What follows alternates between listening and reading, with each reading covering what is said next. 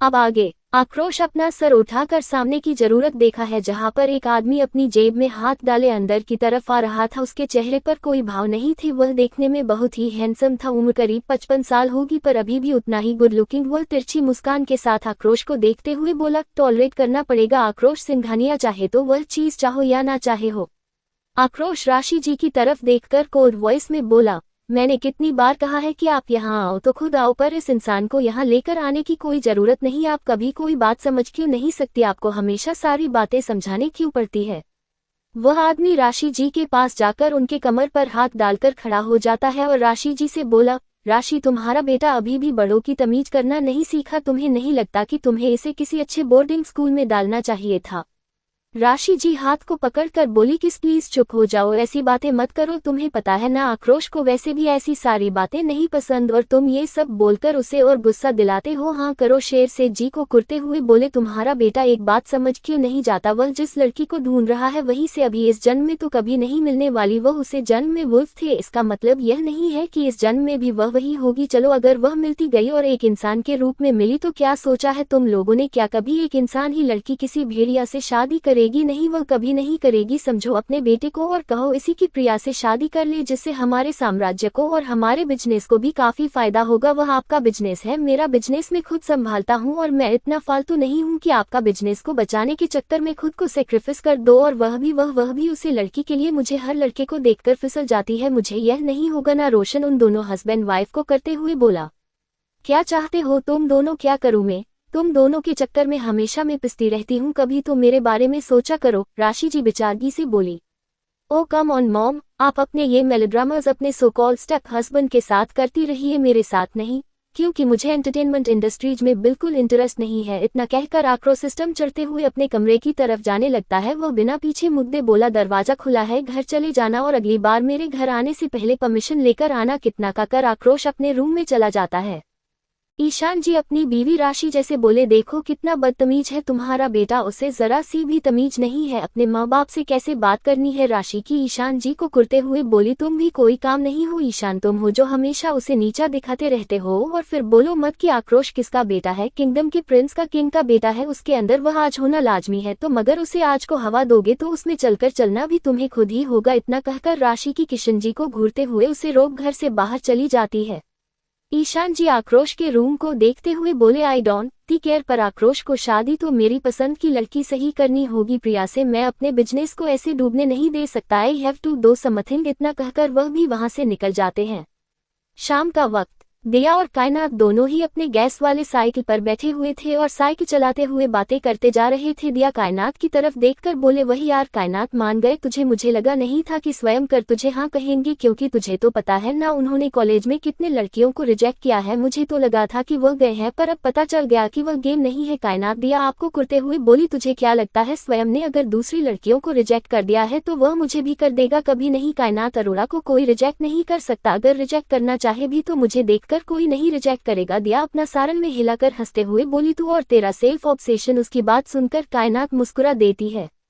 दिया कुछ सोचते हुए बोले, पर स्वयं कर, मुझे नहीं लगता कि वह तेरे सोलमेट होंगे, क्योंकि तुझे तो पता है ना तेरे दिल पर साइन वाली जगह, तेरे सीने में दिल वाले जगह पर ए लिखा है और कुछ नाम लिखा हुआ है जो सही से दिख नहीं रहा है, पर मुझे लगता है कि वही तेरा सोलमेट है जो अभी तक नहीं आया, पर जरूर आ जाएगा। व्हाट्सएप बिना किसी भाव के बोले, अभी तक नहीं आया है तो कोई बात नहीं, दुनिया में लड़कों की कमी नहीं है, मैं किसी से भी काम चला लूंगी। तभी नहीं उसकी नजर एक लड़के पर जाती है तो सामने से चलते हुए आ रहा था, उसके हाथ में एक व्हाइट कलर का डॉगी था। वह लड़का दिखने में काफी गुड लुकिंग था। उसे लड़के को देखकर कायनात अपनी साइकिल की स्पीड कम कर देती है और मुस्कुराते हुए बोली, हाय जानेमन, तुम तो काफी हैंडसम हो यार, चलो एक लॉन्ग ड्राइव पर चलते हैं। व्हाट्सएप कायनात में बात करते हुए उसके सामने अपनी साइकिल रोक दी थी। वह लड़का कायनात कैसे हरकत पर काफी अनकंफर्टेबल हो चुका था। वह अपने डॉग को लेकर वापस से इस दिशा में चला जाता है जहाँ से वह आया था।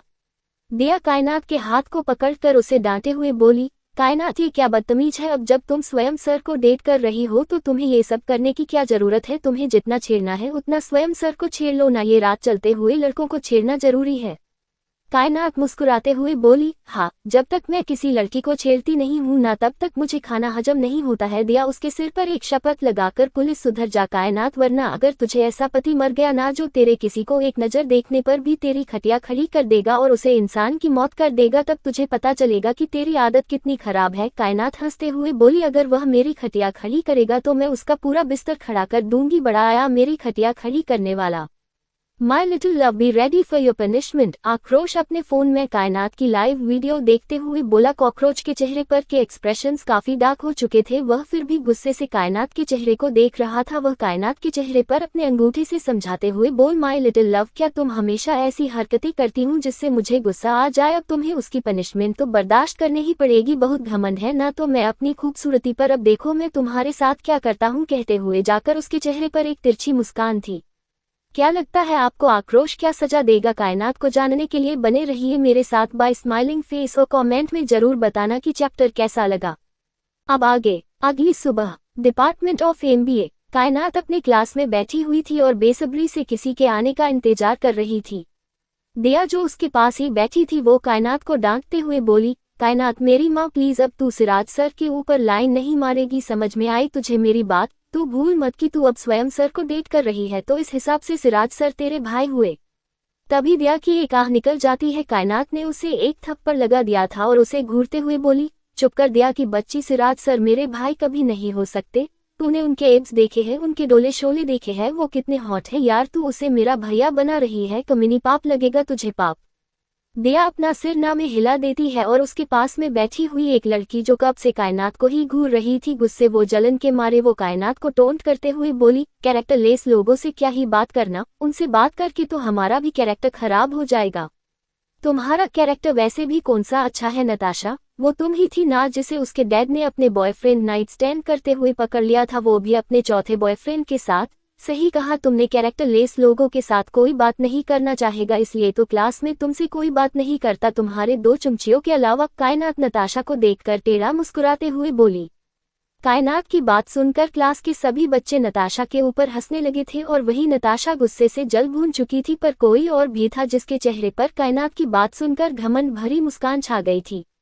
सब लोग प्रिंसिपल को क्लास में आया देखते हैं तो जल्दी से अपनी जगह से खड़ी होकर उन्हें गुड मॉर्निंग विश करते हैं। कायनात की नज़र इस वक्त डोर पर थी, वो सिराज सर के आने का इंतजार कर रही थी पर उसे कोई देख ही नहीं रहा था। तभी उसकी नज़र प्रिंसिपल सर के बाजू में खड़े लड़के पर पड़ती है तो उसकी आंखें लगभग हैरानी से बाहर ही आने को हो गई थी। वो अपनी आंखें फाड़े उस लड़के को देख रही थी और वो लड़का उसे एक डेविल स्माइल के साथ देख रहा था।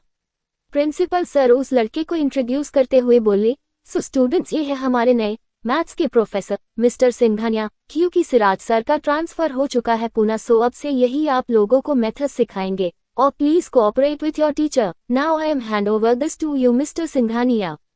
That's my good luck mister Kejriwal, now you can leave. Aakrosh principal sir को बाहर का रास्ता दिखाते हुए बोला। प्रिंसिपल सर भी उसका इशारा देखकर जल्दी से वहां से निकल जाते हैं और वही कायनात अभी भी आक्रोश को घूर रही थी। आक्रोश कायनात की तरफ एक आई विंक कर देता है जिससे कायनात और चीर जाती है। क्लास के लगभग सभी बच्चे कायनात और आक्रोश को ही देख रहे थे, नताशा भी देख रही थी। वह गुस्से से अपनी मुठिया कस के अपने मन में बोली, क्या है इस लड़की में ऐसा जो हर कोई बस इस लड़की के पीछे ही पड़ा रहता है, हर कोई ऐसे ही भाव देता है। कितनी कैरेक्टरलेस है लड़की, हर किसी को अपने पीछे पहली नज़र में ही पागल कर देती है। तभी उसे अपने ऊपर किसी की जलती नजरें महसूस होती है। नताशा कायनात से अपनी नजरें घूमकर आक्रोश की तरफ देखती है जो उसे बुरी तरह से घूर रहा था, जैसे अभी उसे जान से मार देगा। नताशा आक्रोश की नजरें खुद पर देखकर डरकर अपना सर झुकाकर बैठ जाती है, उसके माथे पर डर से हल्के पसीने आ गए थे। आक्रोश कब से नताशा को घूर रहा था क्योंकि उसने नताशा के मन की बात सुन ली थी। वह कायनात के लिए क्या बोल रही थी ये सुनकर उसको बेहद गुस्सा आ चुका था। वह नताशा से अपनी कोल्ड वॉइस में बोला, यू स्टैंड अप। नताशा अपनी कांपती हुई आवाज में बोली, मैं। Yes, you the girl in red dress, don't you hear me. आक्रोश गुस्से से मगर धीमी आवाज में बोला। नताशा डरते हुए खड़ी हो जाती है। आक्रोश उसे डोर की तरफ इशारा करते हुए बोला, leave my class right now. Natasha के अंदर आक्रोश के साथ आर्ग्यूमेंट करने की हिम्मत ही नहीं थी। वह अपना सर झुकाकर अपने कांपते हुए पैरों से क्लास के बाहर चली जाती है। कायनात आक्रोश को अजीब नजरों से देख रही थी। वह अपने मन में बोली, पता नहीं इसकी दिक्कत क्या है, कल मेरे साथ बदतमीजी कर रहा था और आज नताशा के साथ कितना अटेंशन सीकर है। ये हमेशा खूबसूरत लड़कियों को टारगेट करता है, पर नताशा हाँ माना वह थोड़ी खूबसूरत है पर मुझसे ज्यादा खूबसूरत नहीं, वो इतराते हुए अपने मन में बोली। आक्रोश कायनात के मन की बात सुन रहा था, वह बस अपना सर निराशा से हिला देता है और सबको एक नज़र देखने के बाद कायनात की तरफ देखते हुए सबसे बोला, so students you know I am your new professor और मुझे अपने काम के वक्त कोई डिस्टर्बेंस बिल्कुल पसंद नहीं है। I hope you get me, so let's start the class. वो सारी बातें बसा कायनात को देखकर बोल रहा था, जिससे कायनात काफी ऑकवर्ड हो रही थी। कायनात और क्लास के सारे बच्चे भी उन दोनों को ही देख रहे थे, पर इस बात से आक्रोश को कोई फर्क नहीं पड़ रहा था। उसे भी पता था कि सब लोग उन दोनों को ही देख रहे थे। आक्रोश अपनी क्लास स्टार्ट कर देने के कुछ देर बाद एक मैथ्स की प्रॉब्लम बोर्ड पर लिख देता है। वह अपने स्टूडेंट की तरफ देखकर बोला, सो स्टूडेंट्स आप लोगों को में से कौन आएगा इस प्रॉब्लम को सॉल्व करने के लिए जिसे अभी अभी मैंने समझाया है। क्लास के कुछ बच्चे जो आगे की रो में बैठे हुए थे उन्होंने अपना हाथ ऊपर कर दिया था और कायनात अपने आगे वाले स्टूडेंट के पीछे छुपने की कोशिश कर रही थी, जिससे वह आक्रोश को दिखे ना। आक्रोश समझ रहा था कि कायनात छुपने की कोशिश कर रही है। वह एक तिरछी मुस्कान के साथ बोला, मिस अरोड़ा आएगी और यह प्रॉब्लम सॉल्व करेगी। कायनात की आंखें डर से बड़ी हो चुकी थी, वह एकदम से बोली, मैं? यस मिस कायनात अरोड़ा आपका ही नाम है और मैं अंधा तो हूँ नहीं, मैंने आपको देखकर ही कहा, तो जाहिर सी बात है कि मैं आपको ही कहा है। आक्रोश बिना किसी भाव के बोला। कायनात गुस्से से एक गहरी सांस लेकर खुद को शांत करती है और उस बोर्ड के पास चली जाती है। वह वहां बस खड़ी रह गई थी, उसे कुछ आ नहीं रहा था। आक्रोश उसके हाथ में डिजिटल बोर्ड का पेन देते हुए बोला, कम ऑन डू इट, मैंने अभी ही पढ़ाया है। कायनात पेन लेकर खड़ी हो जाते हैं, पर वह कुछ सॉल्व नहीं कर रही थी। वो बुरा सा मुंह बनाकर मन में रोते हुए बोली, मैंने तो मैथ्स में एडमिशन बस हैंडसम लड़कों और प्रोफेसर्स की वजह से लिया था, ये सब नहीं आता। आक्रोश उसके पास जाकर उसके कान में अपने गर्म सांस छोड़ते हुए बोला, क्यों प्रॉब्लम सॉल्व करने नहीं आती? कायनात मासूम सा चेहरा बनाकर बस अपना सर ना में हिला देती है। कायनात की इस हरकत से आक्रोश के दिल की धड़कन है बढ़ चुकी थी। वह कायनात से 2 कदम पीछे होकर उसके हाथ से पेन लेकर उसे डांटते हुए बोला, तो जब मैं यहाँ पर पढ़ रहा था तब तुम अपने दोस्तों के साथ बातें कर रही थी, and you continuously looking at the दूर, कैन यू एक्सप्लेन व्हाई? कायनात एक गहरी सांस लेकर बोली, सर वो मेरा पर्सनल मैटर है, I don't want to share with you.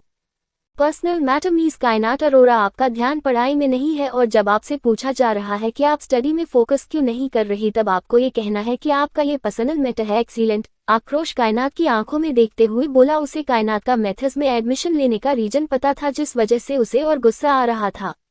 कायनात को भी आक्रोश के ऊपर बहुत गुस्सा आ रहा था, क्योंकि आक्रोश उसकी इंसल्ट कर रहा था, जो कि आज तक किसी भी स्टूडेंट या प्रोफेसर तक ने नहीं की थी, क्योंकि वह धनराज अरोड़ा के बेटी थी। कायनात सीरियस एक्सप्रेशंस के साथ बोली, सर आप मेरे इंसल्ट कर रहे हैं?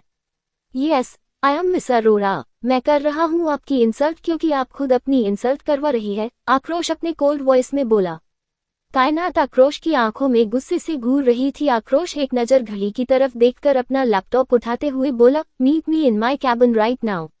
इतना कहकर आक्रोश पूरे क्लास की तरफ एक नज़र घूरने के बाद बाहर चला जाता है और कायनात अभी भी वहां खड़ी आक्रोश को अपनी गुस्से भरी नजरों से घूर रही थी। दिया जल्दी से कायनात के पास जाती है और उसके हाथ को पकड़कर उसे हिलाते हुए बोले, क्या हुआ कायनात, ऐसे क्यों घूर रही है? जब सर पड़ा रहे तो ध्यान रखना चाहिए ना। माना कि वह हैंडसम है, पर तुझे ऐसे बुरी तरह से उसमें खो जाने की क्या जरूरत थी? तेरा ब्रेकअप हो गया क्या स्वयं सर से? कायनात दिया को घूरते हुए बोली। दिया की बच्ची में उस प्रोफेसर को नहीं देख रही थी और वो बिल्कुल हैंडसम नहीं है, वह एक नंबर का गंदा है। गंदा तुझे पता नहीं उसने कल क्या किया था मेरे साथ? वह बोलते बोलते चुप हो जाती है। दिया उसे शक भरी नजरों से देखते हुए बोली, सच सच बता क्या किया था उसने तेरे साथ? क्या तुम दोनों पहले मिले हुए हो? अब यह मत कहना प्लीज कि तूने इसके साथ फ्लर्ट किया था या फिर तुम दोनों पहले रिलेशनशिप में रह चुके हो।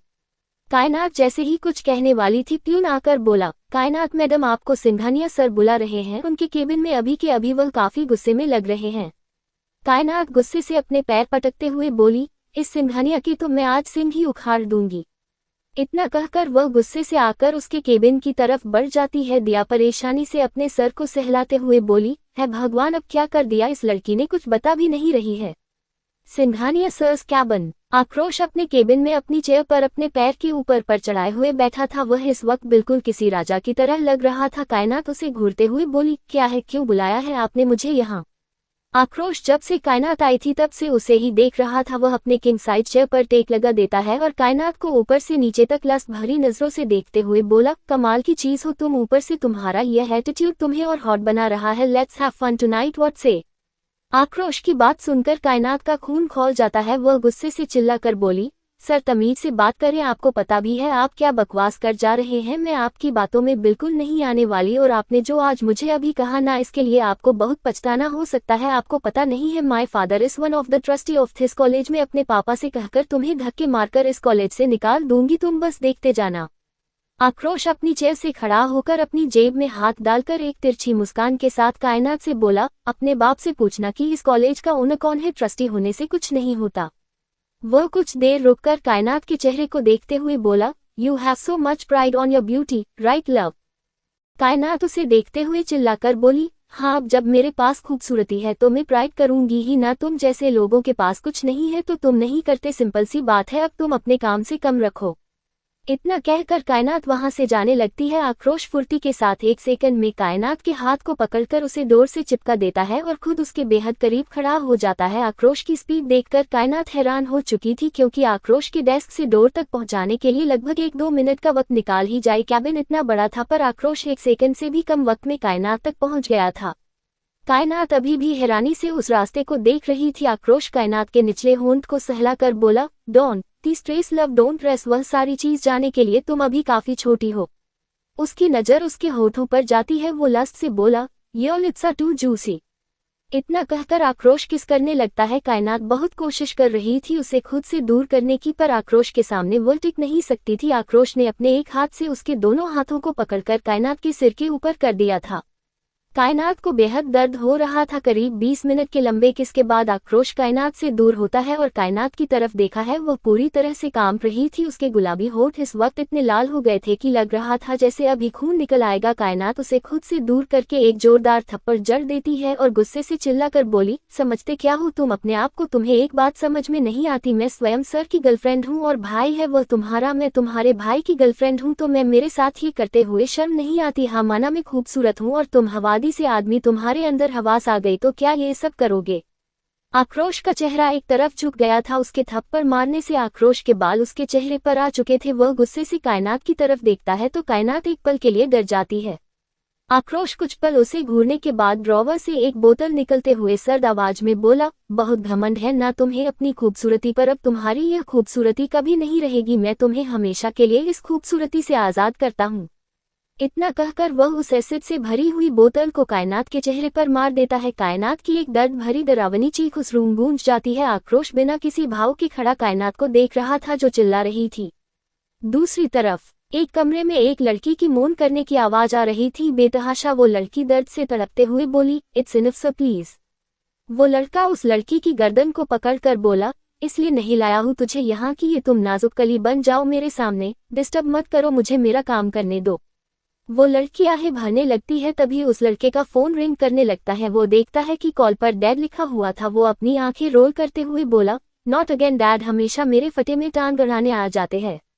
पहले तो वो उसे इग्नोर कर देता है पर बार बार कॉल रिंग होने लगता है तो वो लड़का चीर कर उस लड़की के ऊपर से खड़ा हो जाता है और कॉल रिसीव करता है। वो डे से ही कुछ कहने वाला था, सामने से वो आदमी चिल्ला कर बोला, अक्ष कहाँ मर गए हो तुम? वो लड़का सिंगापुर से वापस आ चुका है। क्या चाहते हो तुम कि हमारा सारा बिजनेस वो हड़प ले? तुम बस लड़कियों के साथ अय्याशी करते रह जाना। अक्ष खुश होकर बोला, वाओ, क्या भाई आ गए वापस, मुझे किसी ने बताया भी नहीं। सामने से ईशान जी चिल्ला कर बोले, हाँ, तुम्हारा सुकौर भाई आ चुका है और अब चाहो तो तुम ऑफिस ज्वाइन कर सकते हो, क्योंकि तुम्हारा भाई आक्रोश तो जरूर बिजनेस हड़प लेगा। अक्ष अपना फोन कान से हटाकर अपने दांत पीसते हुए उस स्क्रीन को घूरता है। दे से वो ईशान जी हो। वो गुस्से से वो फोन दीवार पर पटकने की एक्टिंग करता है। वो लड़की जी वहां थी, वो अक्ष की सारी हरकतें देख रही थी।